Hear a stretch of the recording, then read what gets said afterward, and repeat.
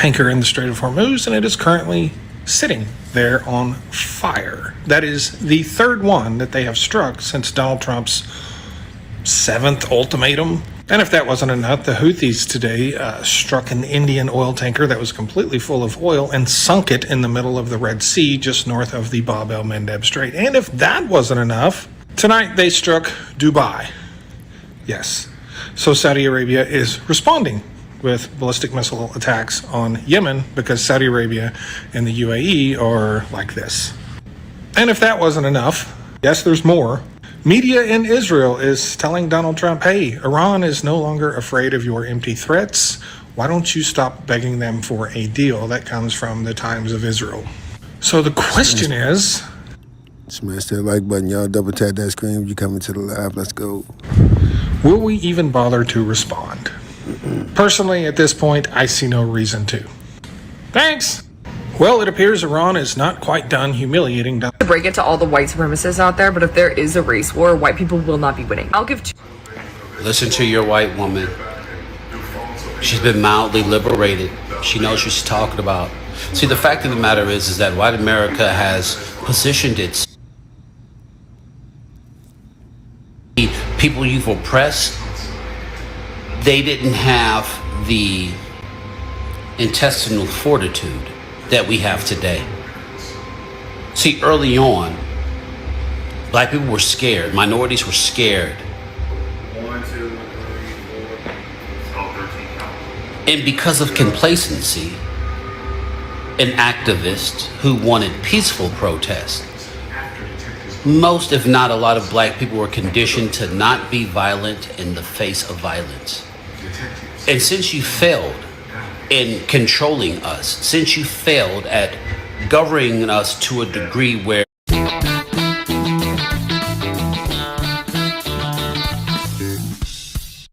I gotta take these guys out and build this crossbow tower as fast as possible. I don't even think I have a choice. Quickly, quickly, quickly. Ooh, that was close, but that should take care of things. Wait, never mind, more guys. I should have saw that coming. Anyway, we can't handle this without a second crossbow tower and maybe a wall to block the enemy's path too. That should hold us. Wait, now we have these big beefers coming? When does it end? This is Kingshot, a tower defense and base building strategy game that just came out recently and is already top 5 in strategy games with over 1 million downloads. Kingshot combines strategy, exploration, resource management, PvP and PvE battles, plus a whole lot more. I suggest you give it a try. If you think you have a shot at becoming a king, that is. Kingshot, build and fight.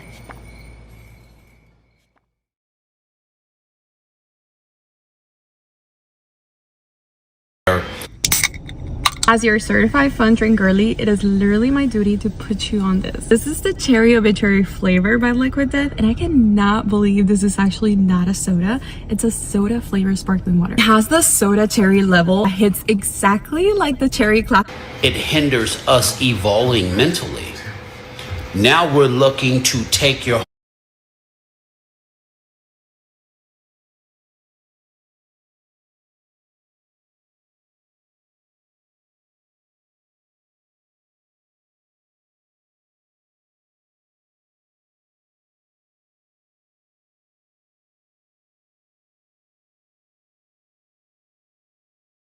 Donald Trump was having a 12:15 a.m. meltdown as he fears his impeachment, as he fears accountability with the midterms right around the corner. Donald Trump posting the following at 12:15 a.m., a photo of him and Xi Jinping of China, and he writes, White House report details great transshipment scam costing tens of billions of dollars in tariff evasion. You're bragging about the tariff evasion, how you got utterly outmaneuvered by China. What the hell are you posting at 12:15 a.m.? Then a few hours before that, Donald Trump posted, watch the 2026 Patriot Games, primetime special on ABC. Yeah, no thank you. That's the event in Ohio that you pre-recorded where you were being really creepy with the little girls. Yeah, we're not going to watch that. In any event, you even have Ron DeSantis, the MAGA Republican governor of Florida, calling out Elon Musk and Donald Trump as a failure. That's how you know that Donald Trump is the ultimate loser, when you've got Ron DeSantis even calling him out. The failure of Doge in one sentence, says Ron DeSantis. Breaking. The U.S. federal government has posted a record July budget deficit of $430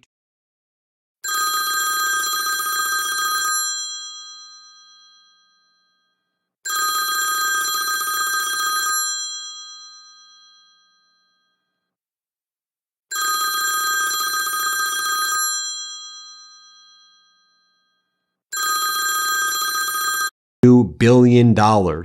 Also, at above $4 a gallon, gas prices have never been this high so late in the year ever. The pain at the pump has been elevated since the catastrophic war in Iran began. Literally, we've never had higher gas prices on a national average basis in the month of August ever in the history as we do right now. Also, you have headlines like this: why surging bond yields are not lifting Bitcoin as U.S. debt nears 40 trillion. Yes, we're about to hit $40 trillion in debt, and about 35% of that debt is brought to you by Donald Trump and the other people who claim to be fiscal hawks, deficit hawks, the most reckless individuals with our money, the taxpayer money ever. Now, with all of this going on, you would think, all right, Trump regime, can you get the hell out of Hormuz? Can you get the hell out of Iran? Our Navy sailors and Marines aboard these supercarriers are suffering.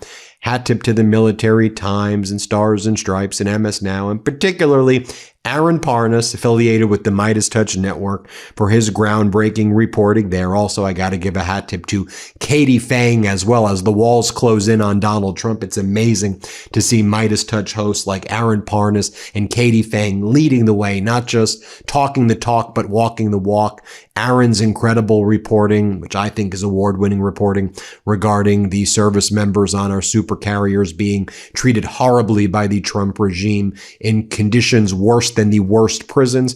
And then you have Katie Fang fighting for Epstein documents to be released. She had a huge hearing yesterday where the federal judge ordered the Trump regime to produce that redaction log of 5 million documents listing what they're withholding, and to produce other critical documents, including the notes regarding allegations against Donald Trump, which he denies, from an underage girl, and to produce the underlying notes, not just the 302s. So you've got all of that going on. And you would think, though, the lesson would be, let's leave this catastrophic war. Nope. That's not what war criminal Pete Hegseth says in a recent interview. And we saw Pete Hegseth say this in Panama as well. This is how Reuters is reporting it.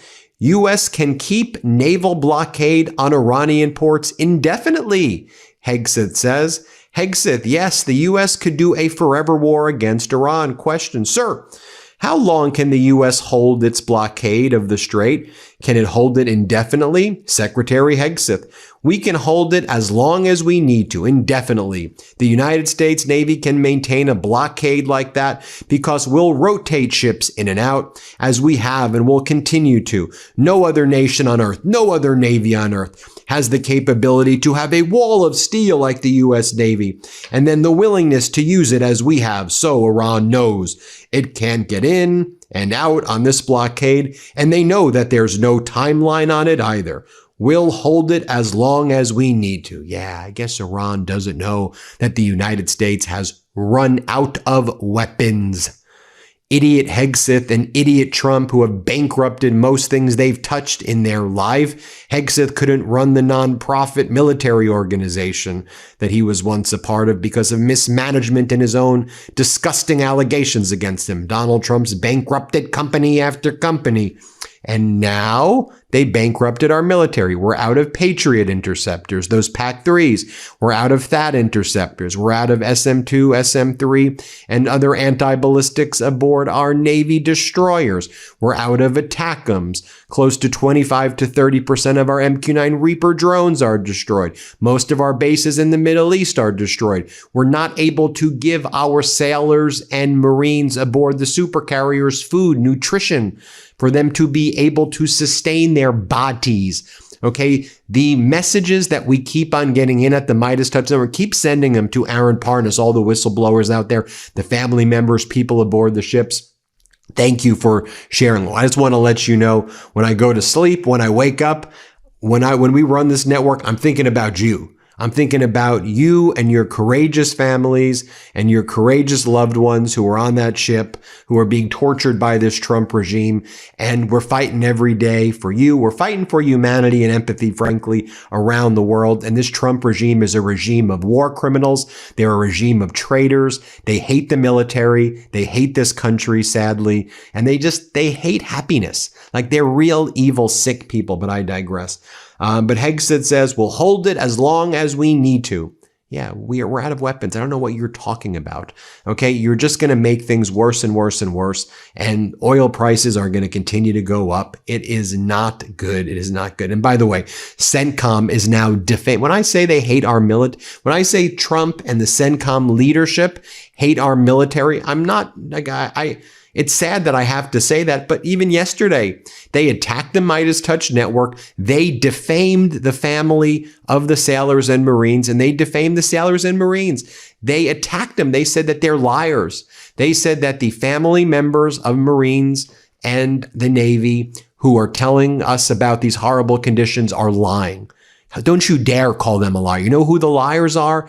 You and the Trump regime, you and the military leadership, these Trump bootlicking sycophants, not the great generals that we once had and the great admirals who have been pushed out by disgusting Hegseth and disgusting Trump and this disgusting regime, not our talented, the people right now who are there lying and saying, we control the strait, we control the strait, when we don't. Shame on all of you, and don't you dare ever defame our service members. I don't care if you wear the uniform. If you defame our service members, then and while wearing the uniform, don't you dare ever do that. Ever. It is shameful. It is a shameful thing. And it is despicable to see people wearing the uniform defame our service members. To see also 5-time draft dodgers like Donald Trump defame our military, who are out there suffering right now. Just feed our troops. Treat them like human beings. What the hell is going on? They deserve all our respect and our reverence. And it just pisses me off when you all lie and Hegseth and this person, oh, we're treating them well. We're treating them well. You're not. You absolutely are not. Meanwhile, you have Democratic Congresswoman Ansari saying, in response to Hegseth, saying, well, I'm being told by the military leadership that everything's great. No, it's not. Absolutely unacceptable, Ansari says. Incompetent Trump officials like Hegseth have repeatedly put American service members in grave danger, and now we know they're being forced to endure horrific conditions. I've introduced articles of impeachment against Hegseth. I urge my colleagues to join me and hold him accountable. And you want to know how desperate these MAGAs are?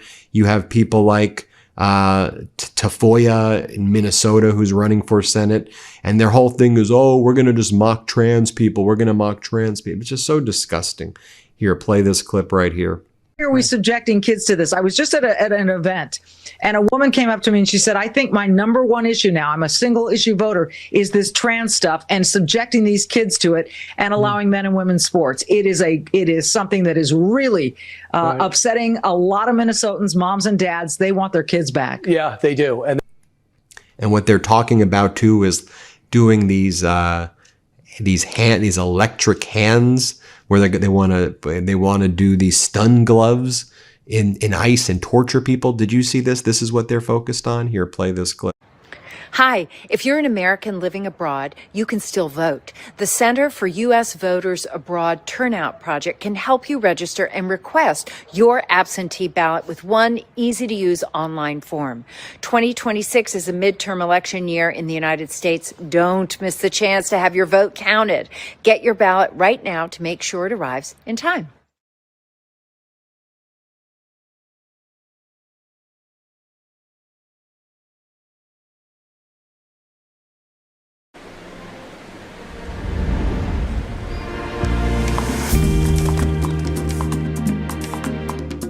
Hace unos años, prometimos llegar más lejos.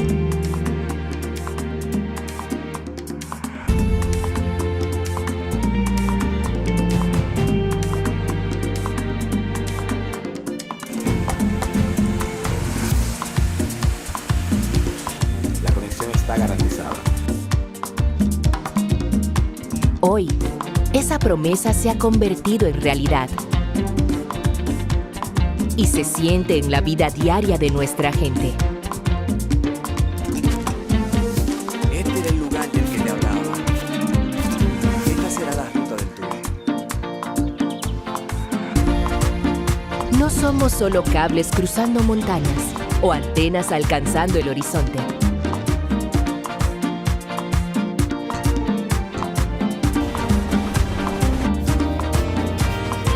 Somos la conexión que ayuda a un negocio local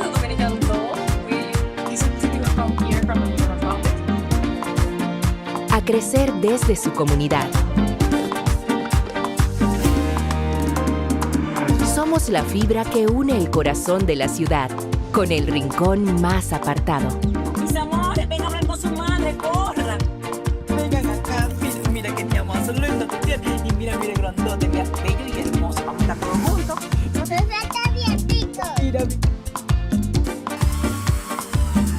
Somos la señal que acompaña el aprendizaje en nuestras universidades. Y la tranquilidad que protege a nuestras familias en momentos críticos.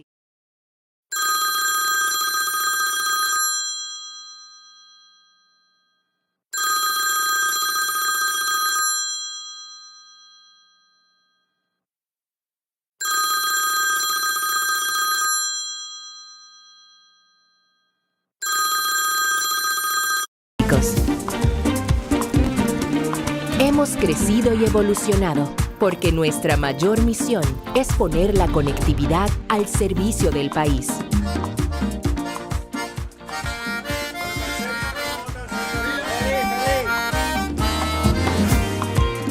Estos son los ejercicios que le estaré enviando vía correo electrónico para sus prácticas. Hemos tejido una red de orgullo que cubre de costa a costa todo el territorio. También acerca oportunidades a las comunidades que construyen nuestra historia. Hola, Isidro, espero que estés bien. Saluden a Isidro. Todos esperándote para la próxima. Porque donde hay un dominicano con ganas de avanzar, existe una conexión capaz de impulsarlo. Claro, la conexión que nos une.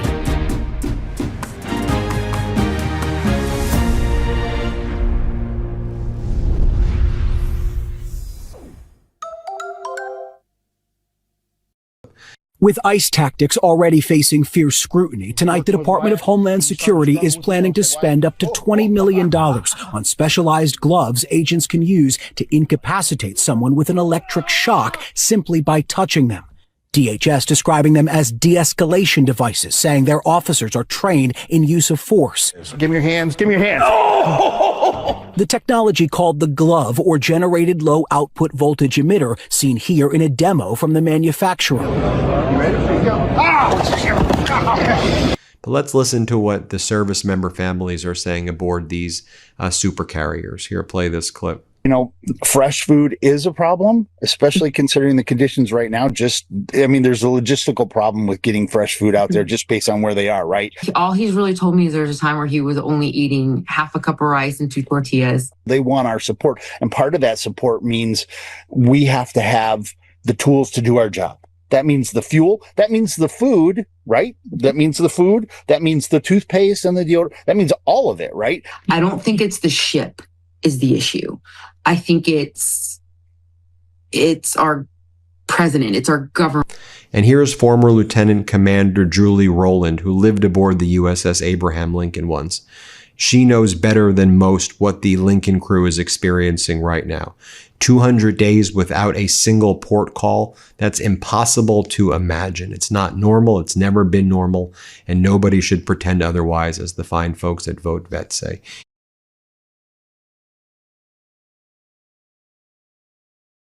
Here, let's play this clip right here. You have lived aboard that ship. Tell me what it's like. It's 5,000 folks living on a piece of floating metal together. I did deployment workups on the Lincoln, so preparation for deploying. You don't have privacy. You have limited Wi-Fi, if any. You don't have to commute to work, but your life is work all the time. It's very hard. And you normally get a port call about once a month, some 30 to 45 days. You're far away from your family. You're gone for long periods of time, 6 months, 7 months. And these can be extended. And we've seen long extensions, but typically not without port calls. So it's a big sacrifice to be away this long. It's incredibly grueling work. And it's already a sacrifice to do. Any folks who say this is what people signed up for, I mean, they probably didn't sign up to do this without port calls, with inadequate food, mental health care services, and a lack of accountability.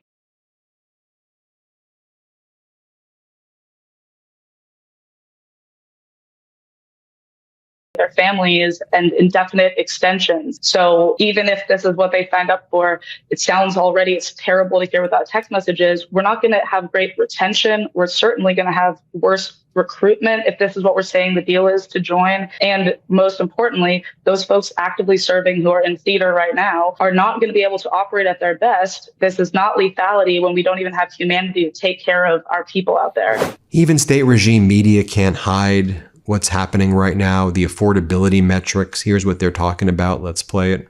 What was disappointing in this report, though, Stu, is the affordability metrics that I like to look at most closely were not good. So when I talk about affordability, I'm talking about real wage growth. Is someone's wages growing faster than inflation? That's when things become more affordable. If we look at real hourly earnings, they were actually down, 0.2% year over year. Real average weekly earnings were up 0.1%. Why? Because people are working more hours. So that's not what we want to see from an affordability standpoint. We want to see people working the same and making more money. We don't want them to have to work against the clock just to be able to afford to put gas in their vehicle. More from state regime media about how harmful inflation is. Let's play this clip right here. And unfortunately, we have more ground to go, because if you look at real wages after you account for inflation, everyday Americans' paychecks aren't keeping up with the price increases still. And that's a problem. And then you have Donald Trump ordering the United States Navy to restore older tech on aircraft carriers, costing billions. The Navy spent years fighting the president's push to go back to stream catapults. Trump has directed the Navy to abandon the electromagnetic aircraft launch system being used on the Gerald Ford class carriers and return to traditional steam catapults. According to U.S. officials cited by the Wall Street Journal, Trump signed a national security memorandum directing the Navy to redesign the fourth Ford class carrier, Doris Miller, and subsequent ships around steam catapults. The first three carriers, Gerald Ford, John F. Kennedy, will retain what it should. Why would you do steam catapults? And we have Senator Kelly, who has experience in this more than anybody, really. Here's what he had to say. Play this clip. At least that I am aware of. I mean, today the Wall Street Journal reported that Trump has directed the Navy to tear out a complex system for launching jet fighters from its aircraft carriers and instead go back to using steam catapults. This sounds crazy even to people who are not experts. I mean, this is something that will likely cost billions of dollars, but can you explain what exactly this means, what the impacts here could be? Well, the impact is redesigning the newer ships that are part of the Ford class of aircraft carriers. And it's a big redesign, and it's probably going to cost billions of dollars. And by the way, Donald Trump knows nothing about this stuff. Hey, even for me, I have hundreds of carrier landings, and I've been shot off the front of the ship hundreds of times. I was a test pilot that worked in certifying the takeoff and landing systems for aircraft carriers, and I have a master's degree in aeronautical engineering and a bachelor's degree in marine engineering. Not in any world would I ever suggest to the Navy to change the design of some system on a ship at this point. I mean, does the guy know nothing about the way our government is supposed to work and how it's supposed to be managed? For him to get in these details, especially with his background, I mean, what is his background? He's a marginally failed real estate developer, right, with multiple bankruptcies. He shouldn't be weighing in on systems on aircraft carriers. But for some reason, like something like 6 years ago, somebody said something to him and he's been fixated on this issue that to a president of the United States should not be an issue. And then you have this performative, crazy stuff by Governor Abbott. This is what MAGA Republicans are doing right now. I don't know what the heck this even is, but here you can play this clip.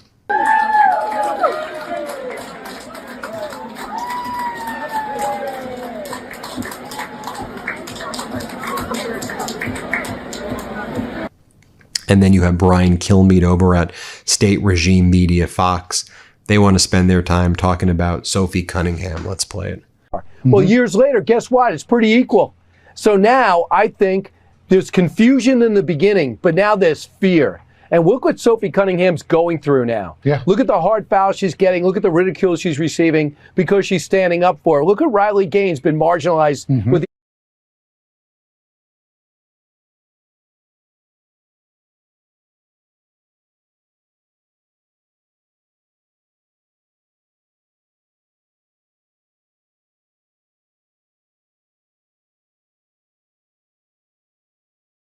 athletic. This is the last gasp of the woke era. This is why this is so much bigger than just a gender story.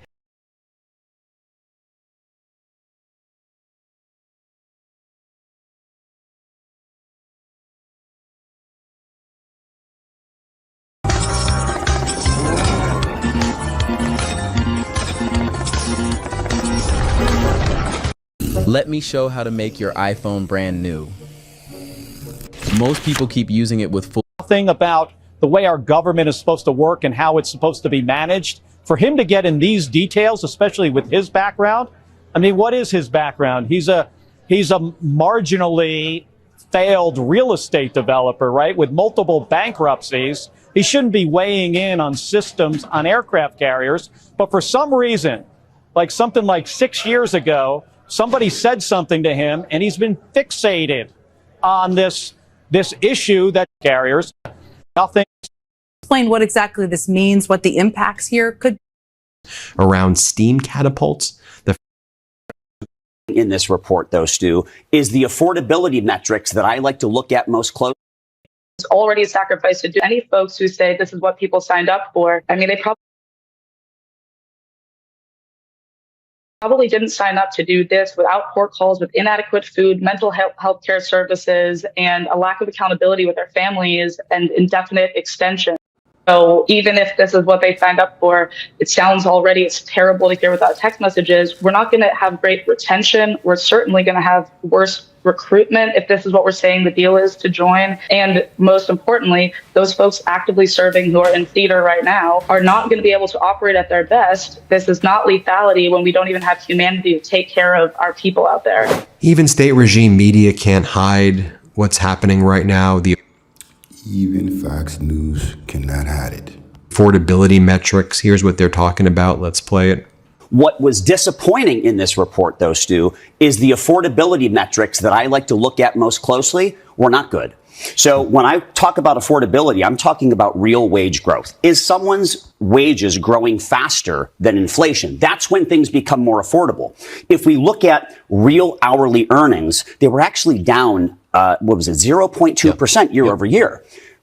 Real average weekly earnings were up 0.1%. Why? Because people are working more hours. So that's not what we want to see from an affordability standpoint. We want to see people working the same and making more money. We don't want them to have to work against the clock just to be able to afford to put gas in their vehicle. More from state regime media about how harmful inflation is. Let's play this clip right here. And unfortunately, we have more ground to go, because if you look at real wages after you account for inflation, everyday Americans' paychecks aren't keeping up with the price increases still. And that's a problem. And then you have Donald Trump ordering the United States Navy to restore older tech on aircraft carriers, costing billions. The Navy spent years fighting the president's push to go back to stream catapults.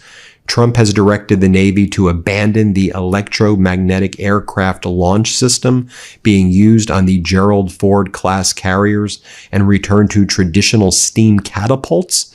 According to U.S. officials cited by the Wall Street Journal, Trump signed a national security memorandum directing the Navy to redesign the 4th Ford-class carrier, Doris Miller, and subsequent ships around steam catapults. The first 3 carriers, Gerald Ford, John F. Kennedy, will retain what it should. Why would you do steam catapults? And we have Senator Kelly, who has experience in this more than anybody, really. Here's what he had to say. Play this clip. At least that I am aware of. I mean, today the Wall Street Journal reported that Trump has directed the Navy to tear out a complex system for launching jet fighters from its aircraft carriers and instead go back to using steam catapults. This sounds crazy even to people who are not experts. I mean, this is something that will likely cost billions of dollars, but can you explain what exactly this means, what the impacts here could be? Well, the impact is redesigning the newer ships that are part of the Ford class of aircraft carriers. And it's a big redesign, and it's probably going to cost billions of dollars. And by the way, Donald Trump knows nothing about this stuff. Hey, even for me, you know, I have hundreds of carrier landings, and I've been shot off the front of the ship hundreds of times. I was a test pilot that worked in certifying the takeoff and landing systems for aircraft carriers, and I have a master's degree in aeronautical engineering and a bachelor's degree in marine engineering. Not in any world would I ever suggest to the Navy to change the design of some system on a ship at this point.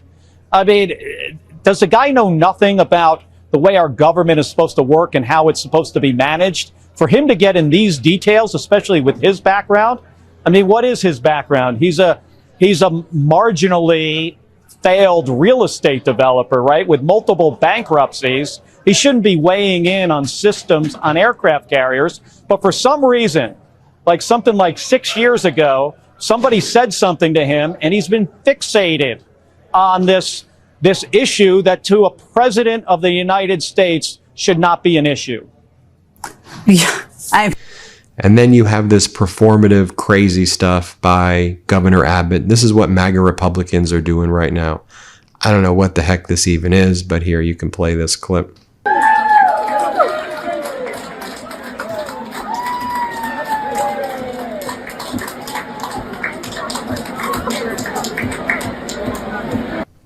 And then you have Brian Kilmeade over at State Regime Media Fox. They want to spend their time talking about Sophie Cunningham. Let's play it. Well, years later, guess what? It's pretty equal. So now I think there's confusion in the beginning, but now there's fear. And look what Sophie Cunningham's going through now. Yeah. Look at the hard foul she's getting. Look at the ridicule she's receiving because she's standing up for it. Look at Riley Gaines been marginalized with The Athletic. This is the last gasp of the woke era. This is why this is so much bigger than just a gender story. This is the DEI story. This is tear down the America is a flawed country. Tear down the statue story. Put your pronouns at the bottom of your email. Yeah, no, the American people are suffering right now. We see what's happening. We see this regime of war criminals, and Donald Trump knows that a reckoning is coming. That a reckoning is coming. And the American people are sick and tired of this idiotic, authoritarian, criminal, rogue regime. And the American people are going to stand up right now. Everybody hit subscribe. Let's get to 7 million subscribers. Make sure you not only subscribe, but if you can, get a copy of WTF America, the book I wrote with my brothers. We appreciate you. Thanks, everybody. Hey, if you want the full story, how democracy got here and how we take it back, pre-order our new book, WTF America, today. Just scan the QR code or click the link in the description. Let's do this.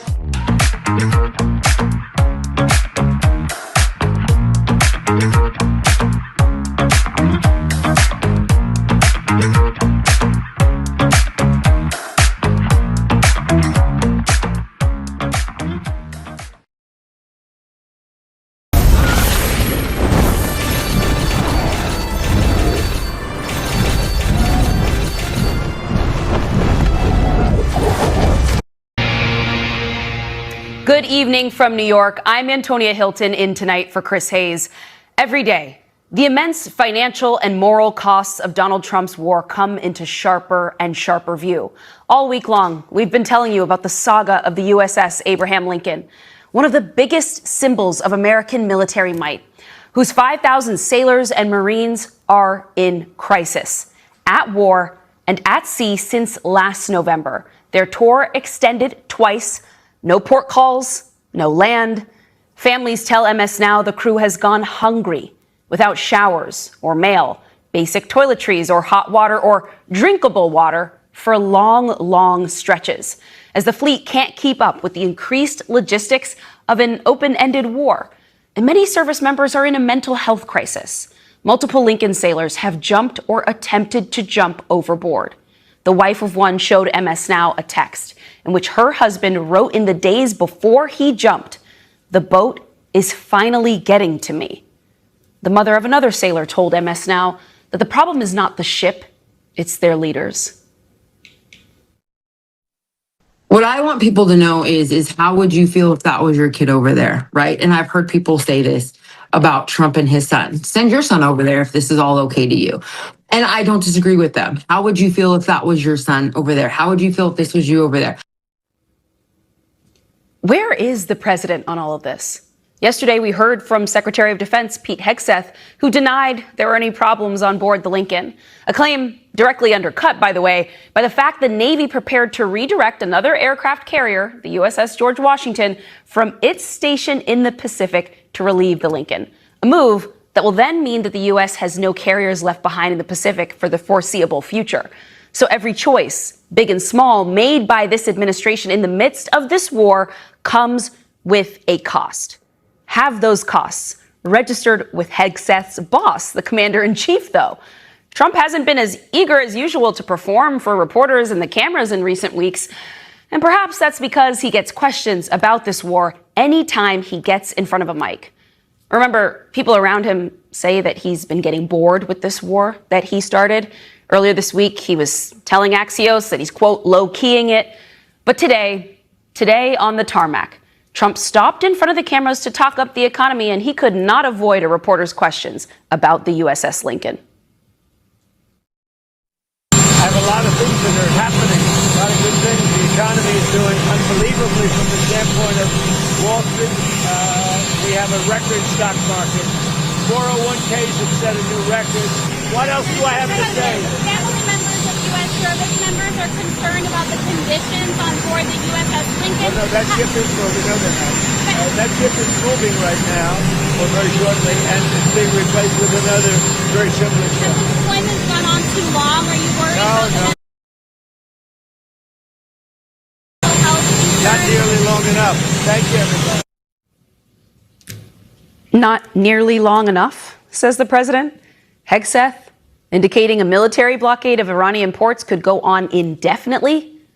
The thing is, ships require maintenance. Munitions get depleted and destroyed. Sailors, human beings, need to go home. So you have to ask, does this president care about the costs? Or does he only care about getting something that resembles a win, or at least the fantasy version of a win that exists in his mind, which he shared on stage, by the way, at a political rally in Long Island today. And after we finish defeating Iran, which is being very badly defeated, pretty soon I'll be declaring the Hormuz Strait a territory of the United States. Pretty soon, until then, whenever that is, well, Trump has other priorities for now. Today, his Solicitor General made an emergency plea to the Supreme Court to let the Trump ballroom construction move forward in a filing that described the structure as an integrated military complex, vitally required by national security. It also cited a Trump post promising his ballroom would be, quote, one of the most beautiful of its kind anywhere in the country. More vital than, say, making sure the crew of the Abraham Lincoln has food and clean living quarters? Trump may not show much interest in the plight of his service members, but at some point, something has got to give. Because remember, the Iran war is only part of a much bigger picture. The Trump administration is stretching the American military across the globe, asking them to do more, for longer, in more places, with fewer rules and constraints, with no need often for justification, from striking boats in the Caribbean and the Pacific to invading a sovereign country and kidnapping their president, all to dominate this hemisphere. Earlier this week, the State Department posted a 5-minute-long video praising the Monroe Doctrine with the tagline, "American dominance in the Western Hemisphere will never be questioned again." And the next day, Hegseth was publicly planning joint strikes on armed groups in Colombia. When trouble happens, like in Colombia or Venezuela, we're the first ones to show up. We're going to bring those beautiful Chinooks and C-17s chock full of experts and supplies, and that's what we've done in Colombia, and that's what we've done in Venezuela. But Colombia's going to be an incredible partner.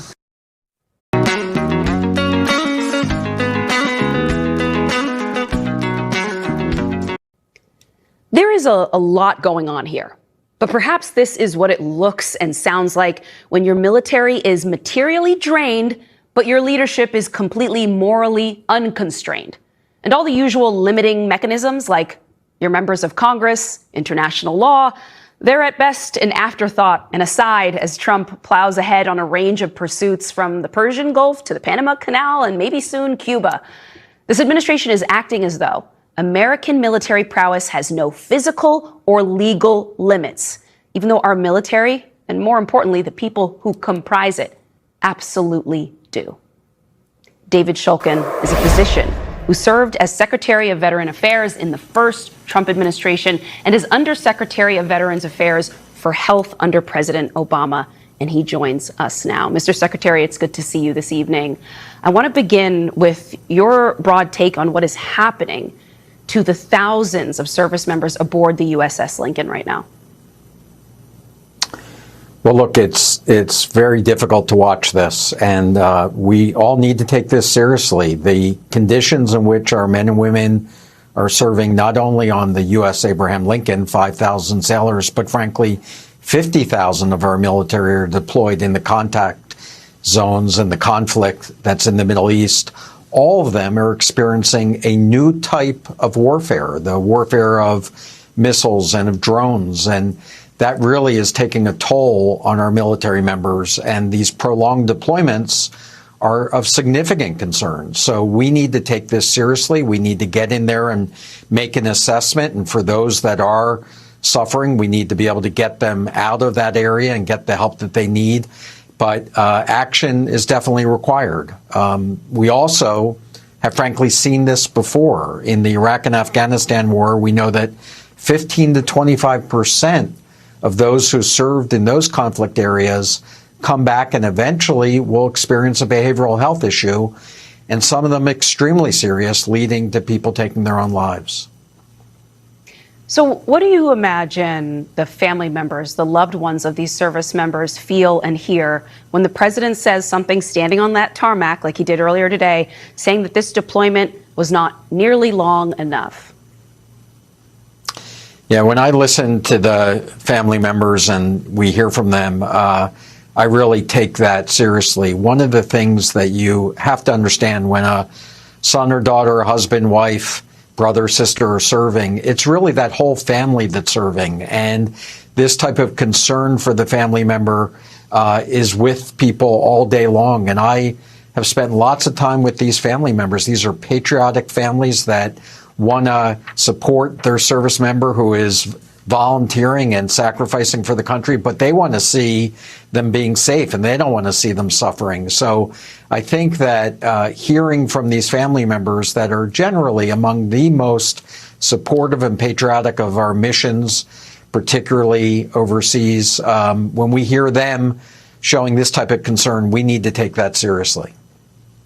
I want you to take a listen to a White House spokesperson who spoke on Fox earlier about all of this because of the way in which this administration, chiefly the president himself and Hegseth, seem to just be brushing off, even at times outright denying what service members are coming forward and telling the press.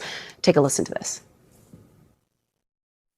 Is the president concerned that these sailors and these ships are staying at sea far longer than they normally do?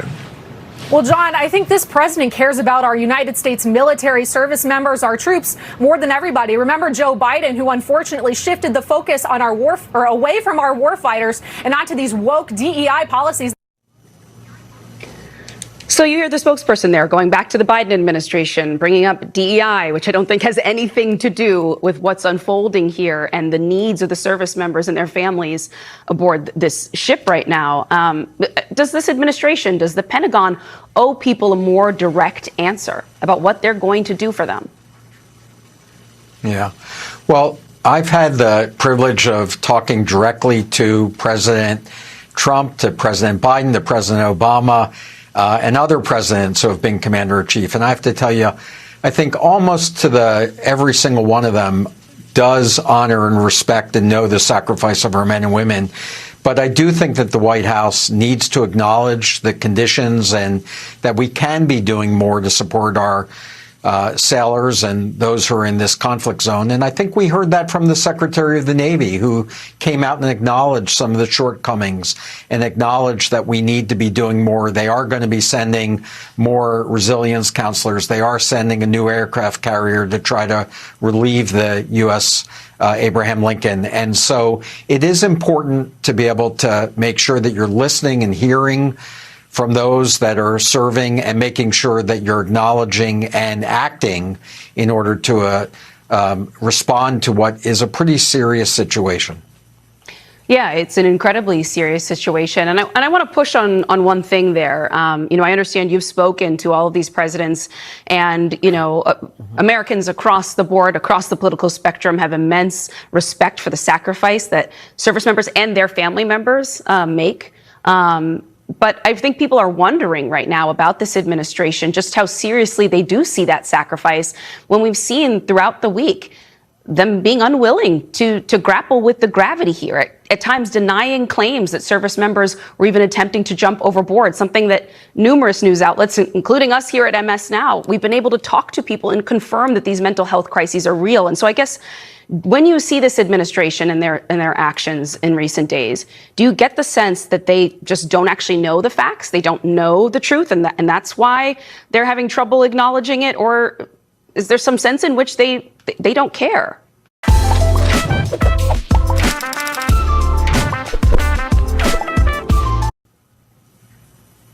Yeah, I do think that this administration recognizes the seriousness, particularly of behavioral health issues, but I think that they're struggling with trying to acknowledge that publicly and wanting to show strength, especially to our enemies. But the most important thing that one can do to support our men and women and to keep that readiness and morale up there is to acknowledge and be transparent about not only what's going on and what's the current situation, but what are you going to do to respond to that? How are you going to be there to support? And I think that there is an opportunity for the administration to step up and to demonstrate that commitment, which I do believe is there. But right now, if you're a sailor or anybody else serving under these tough conditions, that's what you need to hear. You need to hear leaders that are connected to the current situation and leaders that are willing to acknowledge problems when they exist and what they're going to do about it. And I think all of this coverage is actually important to be able to get the American public to show that support as well. Yeah, I do. You mentioned sort of this goal to project strength to enemies. And the reality is that our enemies, they follow our news reporting. They have a sense of the intelligence and the reality on the ground, too.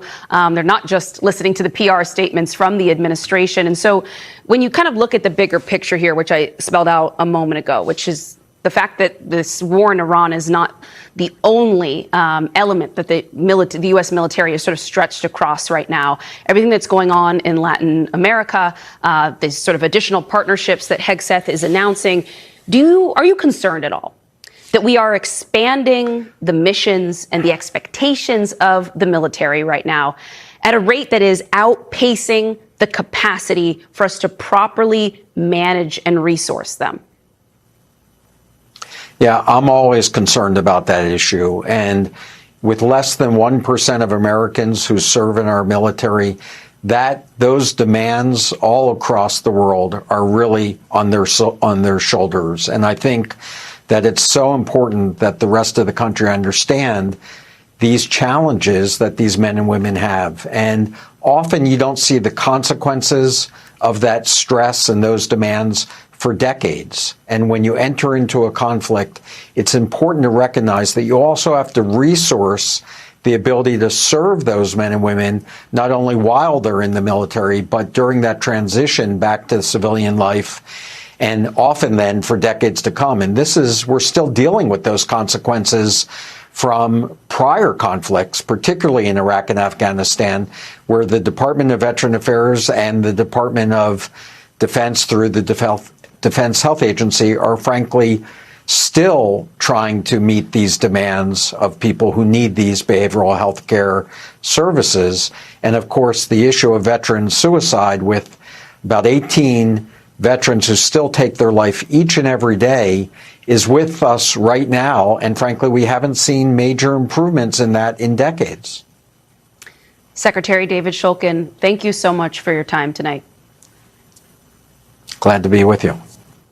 And coming up, some alarming new reporting on a deadly plane crash in New Mexico and a potential link to American military tests.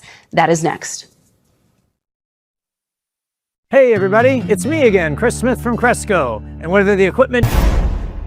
In a week of news that has been dominated by stories about U.S. military leadership treating the human, legal, and material costs of war, like the mental health of the sailors and Marines aboard USS Abraham Lincoln, all as mere obstacles and collateral, there are new reasons to question how that leadership is putting civilians at risk here at home. MS Now has new reporting on what happened on a moonless night in May, just after 12 a.m., when a small medevac plane crashed into the side of a New Mexico mountain, killing 2 pilots and 2 nurses on the way to pick up a patient. The crash sparked a wildfire that burned nearly 50 square miles of forest. The plane's destination, Sierra Blanca Regional Airport, is close to the White Sands Missile Range, where the Department of Defense was actively testing a GPS jamming system, a counter-drone technology. That's according to a preliminary report from the National Transportation Safety Board. While the NTSB preliminary report does not give a definitive cause of the crash, a full investigation is still pending. It does note that about 10 minutes before the plane went down, the air traffic control supervisor contacted the military to stop jamming, which they did for about 5 minutes until the supervisor informed the military that the airplane was on a visual approach and that they could resume jamming. Josh Einiger is a senior transportation reporter with MS Now, who has been investigating this story, and he's here with me at the table now. Josh, help me understand the military's role in what happened that night. So, Antonia, there's something called Nav Fest, which sounds sort of like a music festival. It happens every 2 weeks, every May for 2 weeks. There's a group of military and government and industry experts, and they come together at this White Sands missile testing range, and they test out all this technology, this GPS jamming technology that can be used in this, look, globally, electronic warfare, drone warfare is something that the United States obviously has to compete in. You've seen it in Ukraine, that the U.S. is falling behind a lot of the trends. So this is a big thing. And they test it there. So that's what we know was happening, according to the NTSB, when this plane, this air ambulance, filled, by the way, with first responders picking up a patient, were on this moonless night relying on their instruments, which then started to act wrong because they were entering this zone where the GPS was being jammed by the military and by the folks at the White Sands facility. Important to note, they did release what's called a notice to air.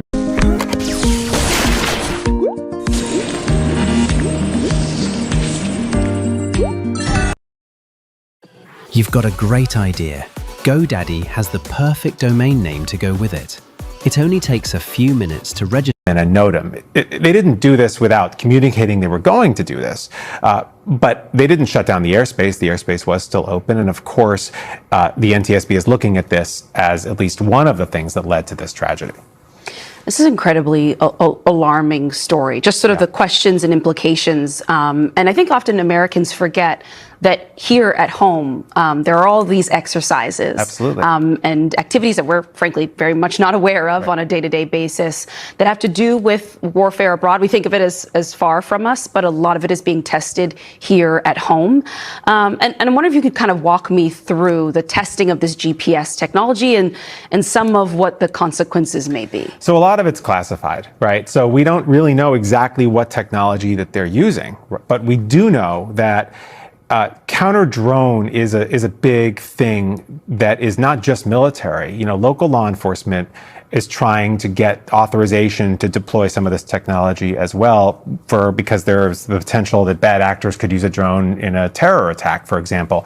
Jails, this is a big new trend. Inmates are getting contraband flown in by drones. The corrections departments are trying to deploy technology like this. And so the technology, in part, some of it anyway, involves spoofing or jamming GPS, which the drone requires to be able to figure out where it's going to go, and then be able to take over the drone. That's sort of the point of this technology. And I spoke to an expert who's an Air Force and State Department veteran who's an expert in the GPS sort of regulation space, who said this, of course, brings up some very serious issues when you talk about local agencies that might want to try to use some of this technology. What the preliminary report and the disconnect says to me, it calls into question whether the United States government has the safest and most effective coordination procedures in place that cover the appropriate geographic territories. It also raises the question whether these testing activities are actually confined within test ranges, or are they allowed to bleed outside of those areas and impact the local populations. And that's, of course, a huge problem, Antonia, because they're working